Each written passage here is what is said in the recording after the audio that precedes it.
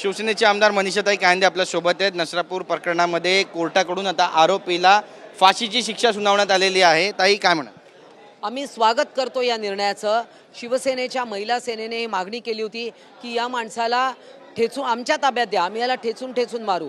परंतु आता कोर्टाने म्हणजे जलद गतीने हे सगळं झालं आहे आणि लवकरात लवकर हा निकाल, असेच निकाल लवकरात लवकर लागले पाहिजे।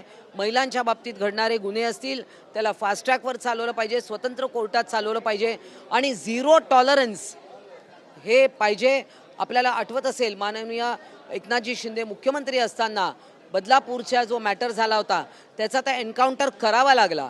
परंतु ठीक आहे, आज हे न्यायालयाने ते आज शिक्षा सुनावली, आम्ही त्याचं स्वागत करतो। परंतु हे असे जे विकृत लोक समाजामध्ये आहे यांना आयडेंटिफाय करून यांना कडक शासन झालं पाहिजे, कारण रिपीटेड ऑफेंडर्स असतात, हे रिपीटेड ऑफेंडरच परत परत त्रास देतात। नक्कीच ताई, पण अवघ्या 60 दिवसामध्ये हा निकाल आला, लँडमार्क डिसिजन म्हणावा आणि इतर जे निकाल प्रलंबित आहेत त्यांना पण हा नियम लागू होईल आता? निश्चितच आपण म्हणजे आपले मुख्यमंत्री, गृहमंत्री आणि दोन्ही उपमुख्यमंत्री हे या बाबतीत फार संवेदनशील आहेत आणि सगळेच हे प्रकारचे महिलांच्या बाबतीत जे गुन्हे आहेत, आज बघा दुर्दैवाने महाराष्ट्र पहिल्या नंबरवर आहे, दुसऱ्या नंबरवर आहे असं बोलतात, हे अशोभनीय आहे आणि त्यामुळे सगळ्या महिलांच्या बाबतीतच्या अन्यायाच्या अत्याचाराच्या केसेस ज्या आहेत त्या फास्ट ट्रॅकवर नेल्या पाहिजे। आज कॉर्पोरेट जगामध्ये देखील महिलांनी तक्रार केली की तिला कामावरून काढून टाकतात। एक प्रकरण मी सिकात्सो इंडिया जी कंपनी आहे तळेगाव दाभाडी, अशा अनेक मेट्रोमध्ये पण महिलांनी तक्रार केली सेक्शुअल हॅरेसमेंटची की त्यांना नोकरीवरून काढून जातं।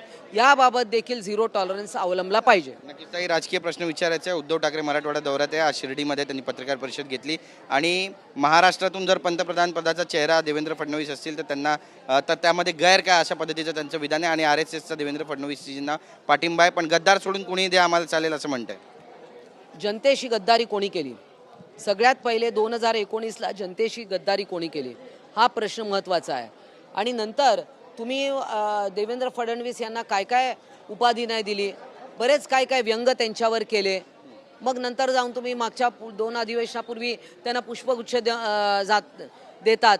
त्यामुळे उद्धव ठाकरे यांची भूमिका जी आहे ही संशयास्पद आहे। नक्कीच जवळीक साधण्याचा प्रयत्न आहे भाजपसोबत? निश्चित, कारण त्यांना असं कुठेतरी वाटतंय की देवेंद्र फडणवीस त्यांना मदत करतील अशी कुठेतरी त्यांची भाबडी इच्छा आशा दिसते। विमानातून पण एकत्र प्रवास झाला, त्यावर पण टीका केली। आता ते ठरवून म्हणजे मला वाटत नाही, कारण आमचा देवेंद्र फडणवीस मुख्यमंत्री आहेत आणि त्यांना केंद्राची काय भूमिका आहे ती पूर्णपणे माहिती आहे। नक्की, धन्यवाद बातचीत केल्याबद्दल। कॅमेरा पर्सन योगेश गुरवसह गिरीश गायकवाड, TV9 मराठी, मुंबई।